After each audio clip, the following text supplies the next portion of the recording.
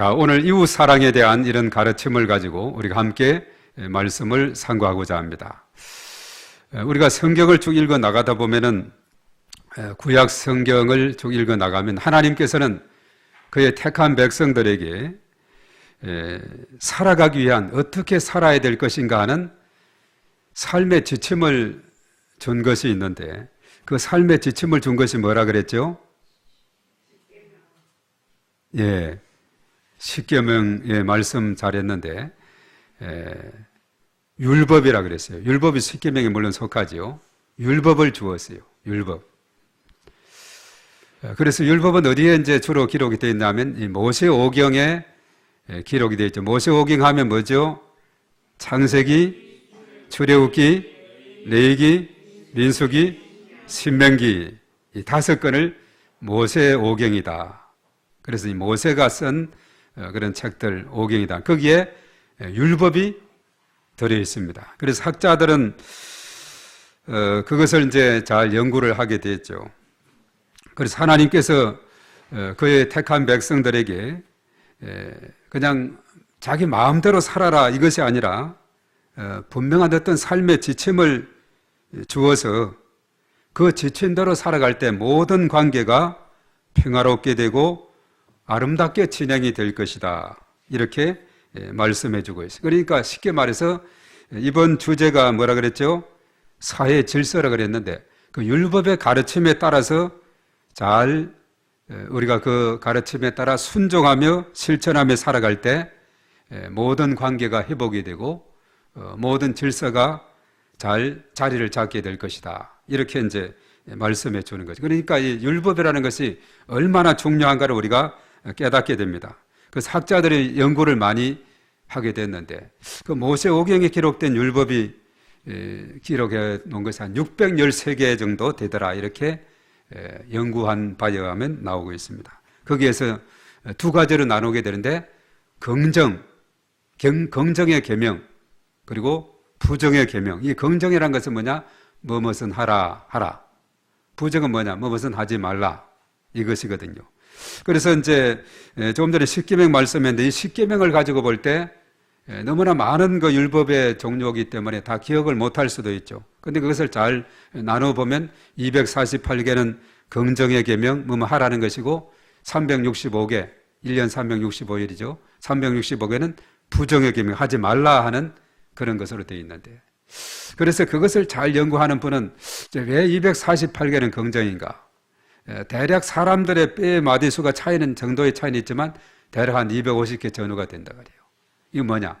온몸을 다해서 365 1년 내내 이 말씀을 잘 순종하며 살아가라 하는 이런 가르침이 있다 그러죠. 그런데 그것이 너무나 많기 때문에 모세를 통해서 주신 십계명, 그 십계명은 어느 산에서 주었죠? 시내산에서 주었죠. 두 돌판에 색에서 주었는데 그래서 거기에 보면 십계명은 1에서 4는 하나님과의 관계, 또 5에서 6은 10은 이웃과의 관계, 사람과의 관계 이렇게 되어 있는 것을 보게 돼요. 그래서 십계명에서도 하라 하는 것은 안식일을 지키라 4계명, 조금 전에 우리가 암송 구절을 외웠던 요절 구절에 외웠던 5계명이 뭐죠? 내 부모를 공경하라. 이 두 가지는 긍정의 계명이에요. 십계명에서. 나머지는 나 외에 다른 신을 두지 말라, 뭐 이렇게 우상에게 절하지 말라, 망령때 일으키지 말라, 살인하지 말라, 간음하지 말라, 도둑질하지 말라, 탐내지 말라, 뭐 이런 내용들 말라 이렇게 8가지가 되어 있죠. 그런데 2가지는 긍정의 계명으로 되어 있어요. 그러니까 대략적으로 이 긍정의 계명은 적고 부정의 계명이 더 대체적으로 많은 이런 상황을 보게 되는데 그래서 이제 사실은 율법이 십계명도 우리가 외우려고 하면 상당히 또 쉽지는 않죠. 10가지를 늘 또 이렇게 기억하려고 하면은 그것을 열심히 또 한참 우리가 학교에서 공부할 때 시험 볼 때 외워야 되듯이 쓰고 외우고 이렇게 해야 되는데 그런데 사실 이제 그 많고 많은 율법 중에서 예수님께서 그것을 너무나도 잘 요약을 해 주셨다는 겁니다. 어떤 율법사가 예수님 찾아왔어요. 그것도 예수님에게 뭔가 좀 난처하게 만들기 위해서 예수님을 시험하기 위해서 찾아와서 선생님, 계명 중에 어떤 계명이 큽니까? 이런 질문을 했네요. 계명하면 그 율법의 계명들이 613개나 된다 그랬죠. 너무나 많기 때문에 이것을 어떻게 가장 큰 계명을 이야기할 수 있을까? 보통 사람은 그냥 머리가 혼란에 빠질 텐데 예수님은 착 말했어요. 첫째는 하나님을 사랑하는 것이다. 마음을 다하고 뜻을 다하고 힘을 다해 하나님을 사랑하는 것이다. 둘째는 뭐냐? 내 이웃을 내 몸과 같이 사랑하는 것이다. 이렇게 말했어요. 그래서 예수님께서 요약한 대로 말하면 바로 이 율법, 계명을 잘 요약하면 첫째는 따라하겠습니다. 하나님 사랑, 둘째는 이웃 사랑. 자, 이렇게 되는 거죠. 그래서 이제 사실은 하나님을 사랑하고 이웃을 사랑하는 것은 모든 계명의 핵심이고 공통되는 단어가 뭐죠? 사랑이죠, 사랑. 그 율법을 줄이면은 한약을 다리고 액기스만 남기면 사랑이 남는다는 겁니다. 사랑. 그래서 기독교는 사랑의 종교다 하는 말이 틀리지 않아요. 하나님은 사랑이시다 그랬죠. 요한일서 4장 8절 16절에 하나님이 세상을 이처럼 사랑하셔서 누구를 보냈죠? 독생자 예수님을 이 땅에 보내셨죠. 누구든지 그를 믿으면 하나님의 자녀가 됩니다. 예수님이 이 땅에 오셔서 33년간 계시면서 마지막에 십자가에 피 흘려 돌아가셨어요. 십자가에서 자기가 죽어지는 것은 뭐냐? 가장 큰 사랑. 사람이 친구를 위해서 죽는 것보다 더 큰 사랑이 없나니. 요한복음 15장 13절에 그랬죠. 예수님은 우리의 친구가 되셔서 십자가상에서 피 흘려 죽었어요. 가장 큰 사랑을 우리에게 쏟아 부었는데 그 사랑에 힘입어서 저와 여러분들이 예수님을 영접함으로 구원받고 하나님의 자녀가 된 줄로 믿습니다. 얼마나 감사한지 몰라요. 그래서 기독교는 사랑을 빼면 안고 없는 찐빵이 되는 거죠. 예. 너무나 중요한 것이 거기에 담겨 있는데 특별히 우리가 사회 질서를 언급하면서 하나님과의 관계 너무나 중요하지만은 바로 이웃, 사람과의 관계가 또 중요하고 그래서 이웃 사랑에 대한 가르침을 주고 있는 겁니다. 이웃 사랑이 잘 돼야 모든 것이 관계가 회복되고 질서가 회복되는 가운데 있다는 겁니다. 그런데 이 땅에는 어떻습니까? 오늘 5에서 10에 쭉 이렇게 언급한 대로 보면은 그 계명들을 어기면서 어제 같은 경우도 안식일을 맞이해가지고 어떤 일이 이스라엘 땅에 어떤 일이 생겼어요. 팔레스타인 무장단체 하마스라 그러죠. 그 하마스가 그 안식일은 다 이스라엘은 안식일 때는 그야말로 안식일 쉬는 날이거든요. 다 쉬고 조용히 있고 안식일은 일하지 말라 해가지고 보면은 엘리베이터도 우리가 누르면 이렇게 오고 또 올라가고 자꾸 누르는 거 있잖아요. 그 누르는 것도 일행이다 해가지고 어디는 아예 안식일이 되면 다 눌러놨다 그러죠. 계속 사람 있건 말건 1층에 왔다가 2층, 3층, 4층 쭉 갔다 또 한 층 내려오고 가만히 이렇게 사람은 누르지도 않고 기다렸다가 그 층에 오면 타고 또 서면 내리고 이렇게까지 하는 그런 정도인데 그런데 이것을 알고 하마스, 팔레스타인 무장단체가 안식일을 기점으로 해가지고 2,500발 이상의 로켓을 이스라엘 땅으로 막 그야말로 소나기 퍼붓듯이 퍼붓죠.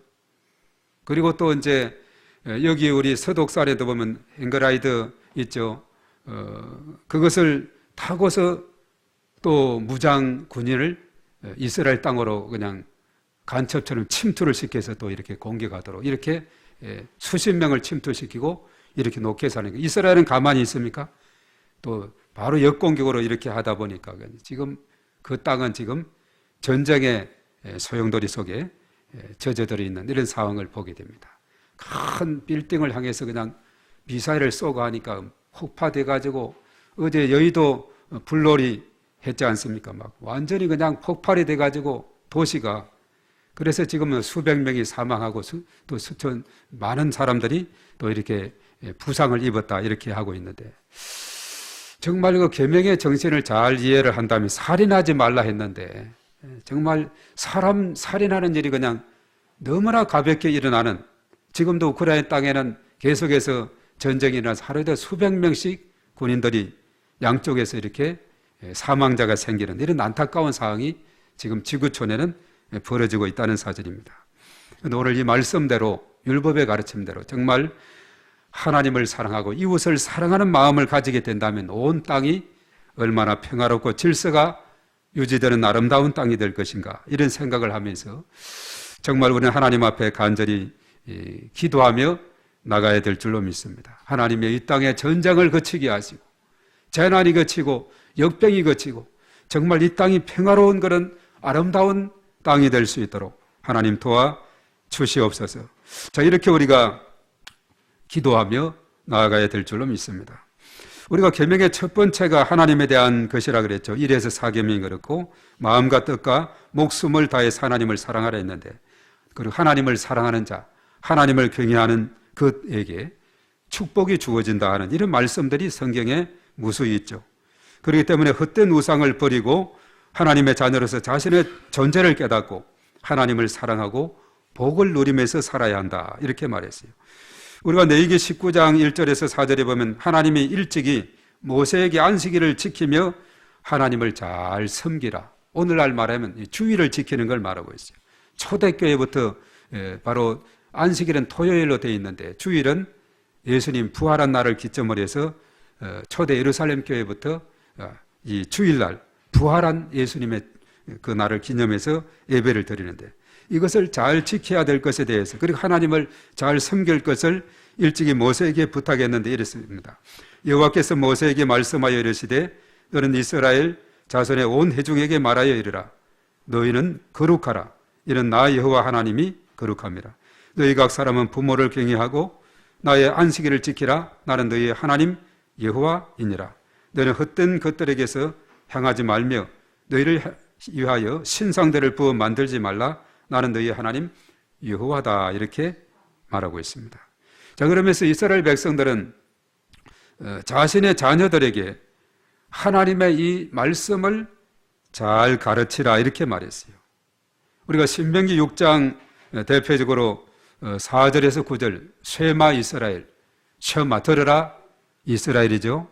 자, 그 말씀 우리 한번 자세히 우리 한번 찾아보겠습니다. 우리 너무나 중요한 말씀인데, 자, 신명기 6장 4절에서 9절까지. 자, 이스라엘 백성들은 하나님의 이 사랑을, 하나님 사랑을 잘 가르치려 했어요. 자, 신명기 6장 4절에서 9절까지 누가 한번 읽어주시기 바랍니다. 자기 몸을 구별하는 모든 날 동안에는 포도나무 속 그러면 신명기 6장 4절입니다.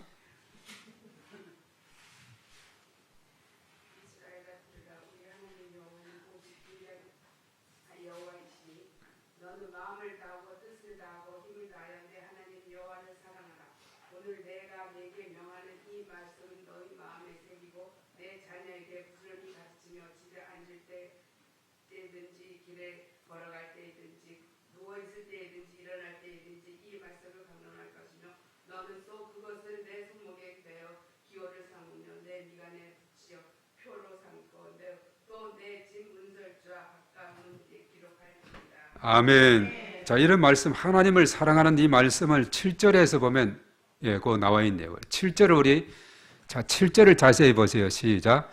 내 자녀에게 부지런히 가르치며 집에 앉았을 때에든지 길을 갈 때에든지 누워 있을 때에든지 일어날 때에든지 이 말씀을 강론할 것이며. 자, 여기에서 7절에서 보면 누구에게 가르치라 그랬어요?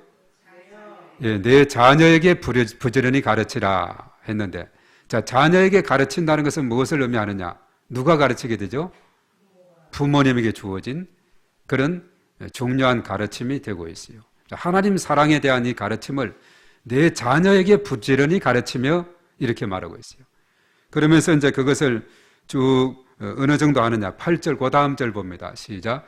너는 또 그것을 내 손목에 매어 기호를 삼으며 내 미간에 붙여 표로 삼고, 9절에 또 내 집 문설주와 바깥문에 기록할 지니라. 예, 이 부모님들에게 정말 자녀를 위해서 기도할 뿐만 아니라 말씀으로 집에서 양육하고, 또 이제 교회로 와서 이렇게 말씀을 듣고, 이것이 계속해서 학교에 가서도 사실 그랬죠. 공부하기 전에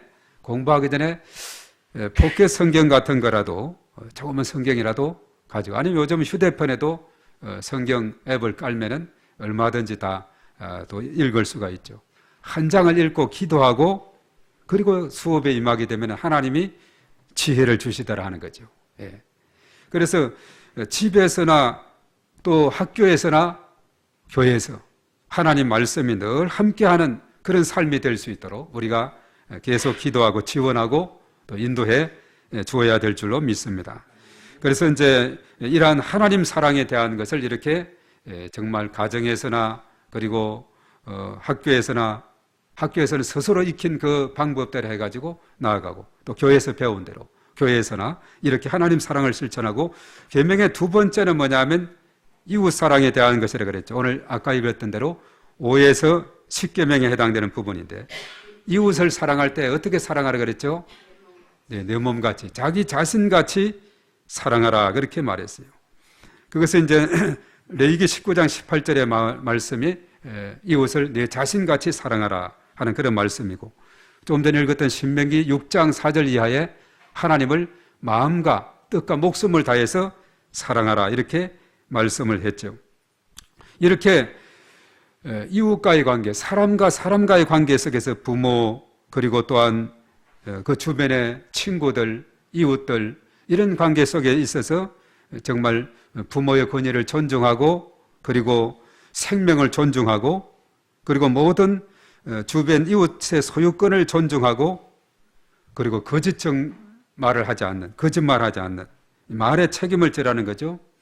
그렇지 않으면 거짓정을 하게 되면 어떤 사례가 생기느냐. 예를 들어 학교에서 누가 교실에서 막 떠들어서 아주 시끄러웠어요. 선생님이 딱 들어와 보고는 누가 떠들어서 했을 때 가만히 얌전하게 있었던 아이를 향해서 친구들이 저 애가 그랬어요. 그럼 어떻게 되겠어요? 선생님이 진짜 그 애가 떠드는 줄 알고 너 의자 들고 뒤에 가 서 있어. 요즘은 그래 안 하겠지만 옛날에는 그리 했겠죠. 그러면 괜히 하나도 떠들지 않았던 아이가 어떻게 되죠? 거짓 증언을 하게 되다니 보니까 피해를 입게 되더라 하는 거죠. 얼마나 억울하겠어요. 아니 나는 떠들지 않고 얌전하게 앉아 있었는데 친구들이 나보고 떠들었다고 일러 바쳐서 거짓 증언을 해서 내가 이렇게 얼마나 의자를 들고 벌을 쓰면서 정말 친구들을 미워하고 이런 마음이 생겼겠어요. 그러니까 이 거짓 증언을 하게 되면 괜히 착한 친구가, 이웃이 피해를 입게 되는 이런 사례가 발생이 하기 때문에 그것은 올바른 질서가 서지 않는 거죠. 그리고 이웃 것을 탐내지 말라 이렇게 말했어요. 이러한 내용들이 뭐냐면 모든 관계가 정말 질서 있게 평화롭게 잘 이루어질 것을 우리에게 말씀을 하고 있다는 사실입니다. 그래서 이것을 사회 규범, 이것을 잘 지키게 될 때 모든 관계가 회복이 되고 사회 질서가 잘 회복되는 그런 놀라운 은혜가 임하게 될 줄로 믿습니다. 그런데 이제 중요한 것은 뭐냐면은 그러면 내 이웃은 누구입니까? 누가 내 이웃입니까? 자, 이런 질문을 하게 돼요. 자, 그랬죠. 어떤 율법사가 사실은 예수님께 찾아와서 누가복음 10장 25에서 37절에 그런 내용이 나옵니다. 어떤 율법사가 와서 예수님을 또 시험하기 위해서 그랬어요. 영생을 얻으려면 내가 어떻게 해야 됩니까? 이렇게 이제 질문을 합니다. 자, 그러자 예수님께서 그랬어요. 율법에는 뭐라고 기록이 되어 있느냐? 그리 했을 때 이 율법사도 잘 요약을 했습니다. 누가복음 10장 그 27절의 말씀에 보면은 그야말로 율법을 잘, 앞에는 마태복음 22장의 34에서 40절에는 예수님이 잘 요약을 했었는데 누가복음 10장 27절에 가보니까 그 율법사도 율법에 뭐가 어떻게 기록이 됐는가 우리가 누가복음 10장 27절 한번 찾아보겠습니다. 누가 한번 읽어주시기 바랍니다.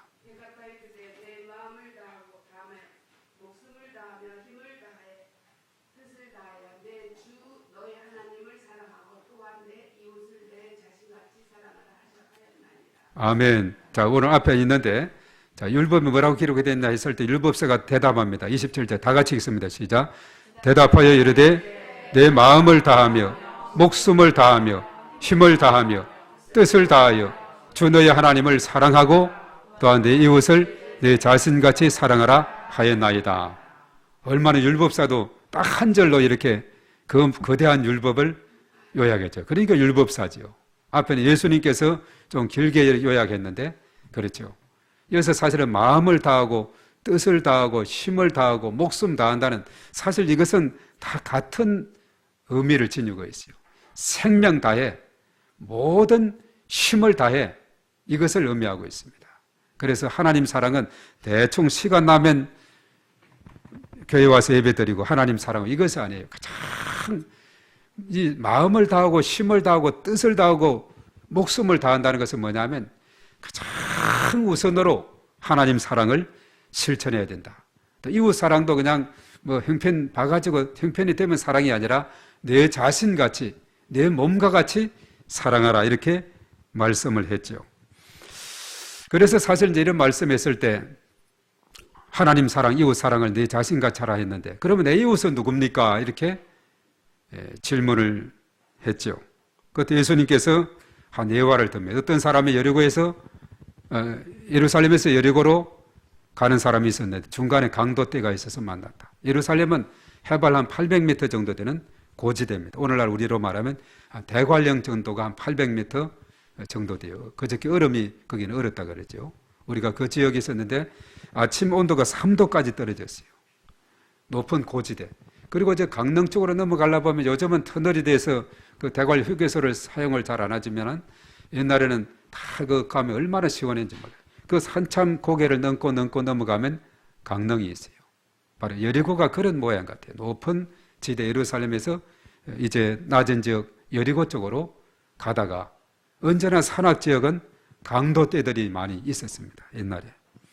그래서 강도를 만나서 한 사람이 옷 막 벗겨지고 피투성이 되고 지갑 다 뺏기고 이래 쓰러져 있는데 한 제사장이 보고는 싹 피해서 지나가요.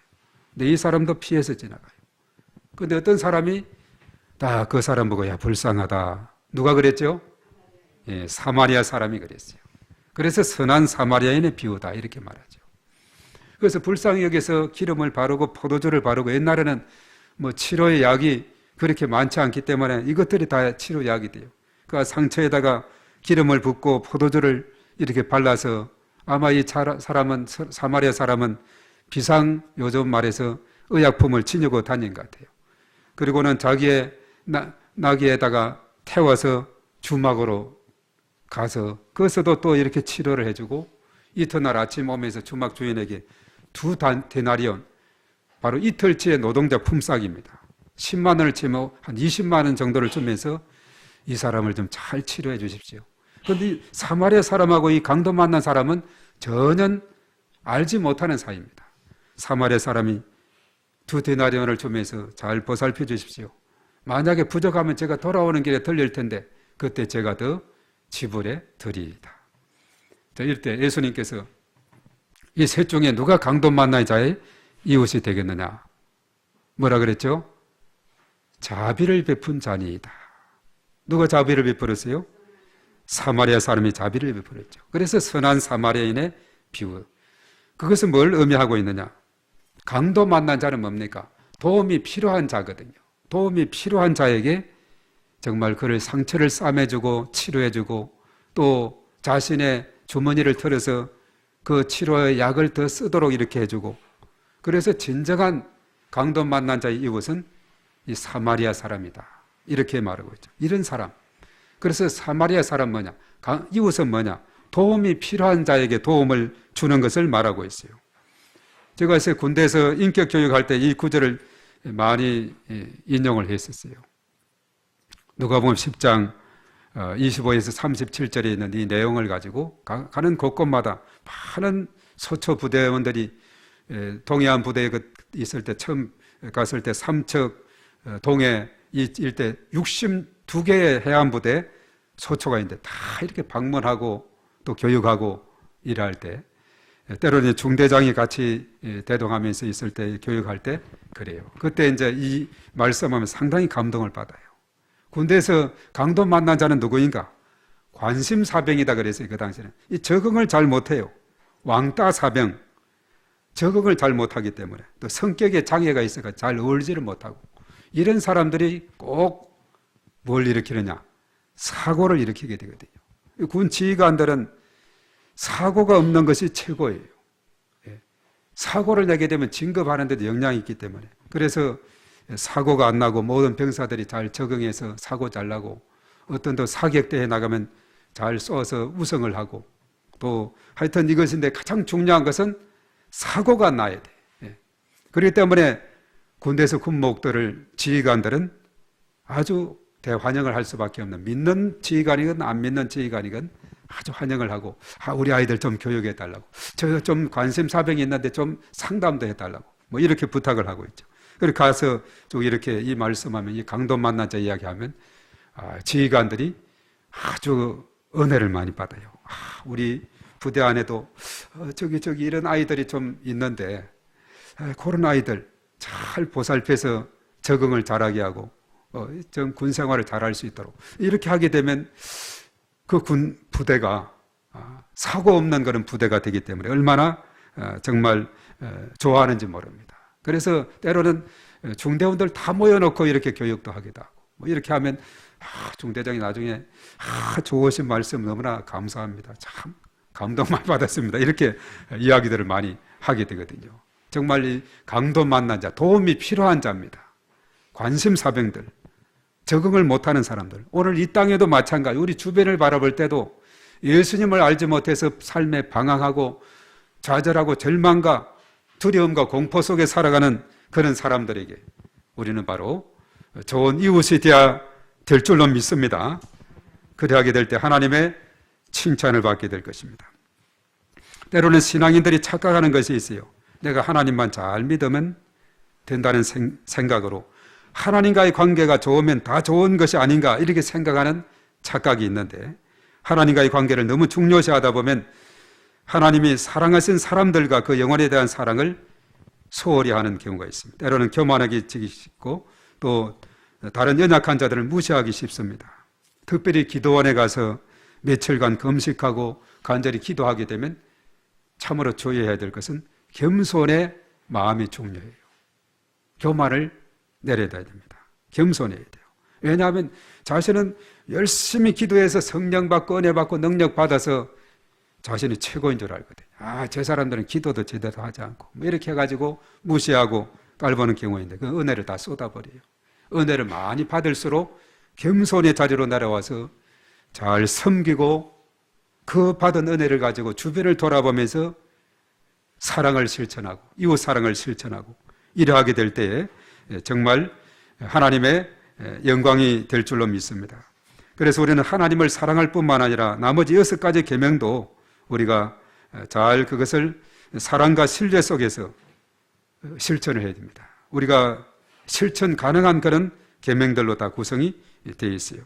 그러면서 예수님께서 말씀했습니다. 요한복음 13장 34에서 35절의 말씀에 새 계명을 너희에게 준다. 그렇게 하면서 새 계명을 너희에게 주노니 서로 사랑하라. 내가 너희를 사랑한 것 같이 너희도 서로 사랑하라. 너희가 서로 사랑하면 이로써 모든 사람이 너희가 내 제자인 줄 알리라. 이렇게 말했어요. 바로 새 계명은 예수님이 이전 계명을 대신해서 주신 계명이 아니라 이전 계명에 대한 재확인, 다시 한번 그것을 강조하는 차원에서 새 계명이다. 이렇게 말했어요. 사실 성경을 보면 우리가 해 아래 새로운 것이 없다고 우리가 사실 말씀에 대한 것도 그래요. 전혀 한 번도 듣지 않은 것이 아니라 들은 말씀인데 오늘 이 시대에 이 시점에서 이 시간에 이 말씀을 듣고 내가 삶 속에서 어떻게 이것을 적용하고 실천할 것인가 이것이 중요한 겁니다.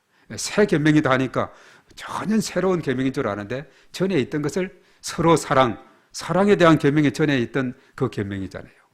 사랑하라, 서로 사랑하라. 하나님도 사랑하고 이웃도 사랑하고 이것을 재확인했습니다. 그리하게 될 때 진정한 제자가 된다. 이렇게 말씀을 하고 있죠. 그래서 계명을 잘 지키는 자가 되어야 된다는 겁니다. 요한복음 14장 21절에 나의 계명을 지키는 자라에 나를 사랑하는 자니 나를 사랑하는 자는 내 아버지께 사랑을 받을 것이요 나도 그를 사랑하여 그에게 나를 나타내리라 이렇게 말하고 있습니다. 계명은 어려운 것도 아니고 먼 것도 아니라고 했습니다. 누구나 행할 수 있는 일이라는 거죠. 그래서 신명기 30장의 말씀에 11절에 그랬어요. 내가 오늘 내게 명하는 이 명령은 내게 어려운 것도 아니요 먼 것도 아니라 14절에 오직 말씀이 내게 매우 가까워서 내 입에 있으며 내 마음에 있은즉 내가 이를 행할 수 있느니라. 아멘. 이웃을 사랑하라는 그 계명을 우리는 삶의 현장에서 실천하며 살아야 한다는 겁니다. 우리의 이웃이 누굽니까? 바로 도움이 필요한, 나의 도움이 필요한 사람은 모두가 다 나의 이웃인데, 우리 주변을 바라볼 때 영적으로 갈망함 속에 있는 갈급한 자, 예배된 자, 충성된 자, 일꾼 사명자들, 영적으로 갈망하는 사람들, 그들이 바로 준비된 사람들입니다. 정말 그렇지만 내가 구원의 길을 알지 못해서 어떻게 해야 우리 구원받는 것인지 몰라서 정말 갈망해하고 답답해하는 사람이 있다면 그들이 바로 우리 이웃인데, 그들에게 도움이 되고, 때로는 물질적으로 정신적으로 어려움 속에 있는 사람, 질병이나 삶에 어려움이 닥친 사람 등 이런 모든 사람들이 우리의 이웃이 된다는 사실입니다. 그들에게 다가가서 손을 움켜잡지 말고 펴서 사랑을 실천하라 그랬어요. 신명기 15장 7절에 그렇게 말했네요. 하반절에 내 손을 움켜쥐지 말고, 그리고 8절에 반드시 내 손을 그에게 펴서 그에게 필요한 대로 쓸 것을 넉넉히 구워주라. 그리고 11절의 말씀에 땅에는 언제든지 가난한 자가 거치지 아니하겠으므로 내가 내게 명령하여 이르노니 너는 반드시 내 땅 안에 내 형제 중 곤란한 자와 궁핍한 자에게 내 손을 펼지니라 이렇게 말했습니다. 손을 펴라. 자, 이것은 우리가 보면은 마태복음 12장 9절 이하, 마가복음 3장, 누가복음 6장에 동일하게 기록된 안식일에 손 마른 자를 고치신 예수님에 대한 치유 이야기가 나옵니다. 안식일에. 다른 바리새인들 또 이 서기관들은 안식일에 일했다고, 이스라엘 땅도 마찬가지죠. 안식일에 공격이 왔다고 가만히 두들겨 맞고 있습니까? 그대로 반격을 해버렸어요. 반격을 그대로 하고 또 앞으로 이제 아주 대대적인 그런 보복을 하겠다고 하는데, 정말 양쪽에서는 또 주변 중동 나라에서도 좀 자제하라 이렇게 하는 가운데 있는데, 정말 우리는 이 안식일에도 예수님은 생명을 건지는 일에 힘썼다는 것을 우리가 알아야 됩니다. 물에 빠졌다, 안식일이다, 가만히 둘 것이 아니라 건져야죠. 안식일에 불이 났다, 꺼야죠. 그래서 예수님은 손 마른 자를 치료했는데, 손 마른 자가 뭡니까? 손을 이렇게 잡았는데 펴지질 않아요. 그래서 예수님께서 그 사람이 가서 내 손을 내밀라, 내 손을 펴라 하니까 손이 펴졌어요. 치료가 된 줄로 믿습니다.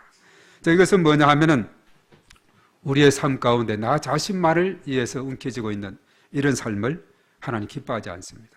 때로는 손을 펴야 됩니다. 손을 펴게 될 때에 많은 혜택을 잊게 되죠.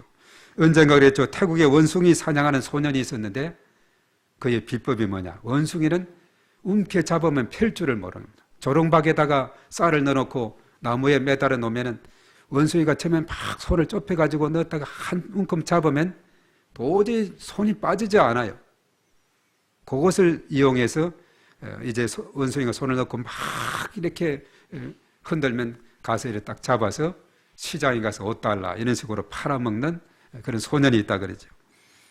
그 원숭이가 잡히지 않으려면 손을 펴고 도망을 가버리면 될 텐데, 그 영리한 원숭이가 그것은 왜 안 되는지 몰라요.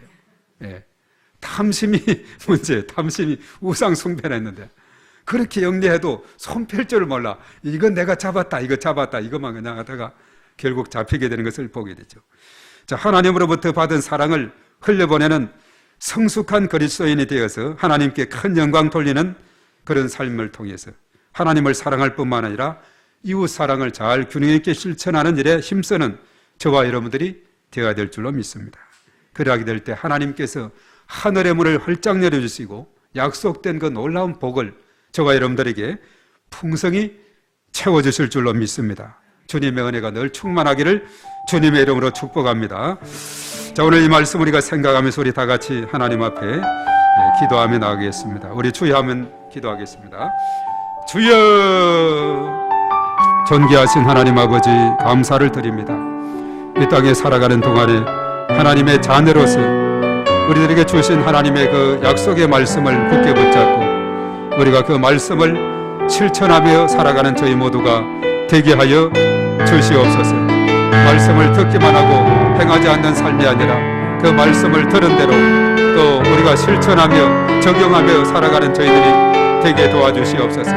오늘 하나님을 사랑할 뿐만 아니라 이웃 사랑에 대한 가르침을 주고 있는데 이웃은 바로 우리의 도움이 필요한 사람이 되어 있습니다. 하나님 저들에게 우리의 손을 펼쳐서 사랑을 실천하는 저희들이 다 될 수 있도록 하나님께서 은혜를 더하여 주시옵소서. 주의 놀라운 은총으로 인도하여 주시옵소서. 충만함으로 더 충만함으로 하나님께서 인도하여 주시옵소서.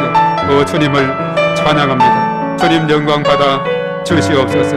이 땅에 참으로 모든 사람과의 관계가 회복되고 모든 질서가 회복되어서 하나님 기뻐하는 아름다운 이 세계가 될 수 있도록 하나님 아버지 인도하여 주시옵소서. 주님 믿습니다. 주님 감사합니다. 도와주시옵소서. 존귀하신 하나님 아버지 감사를 드립니다.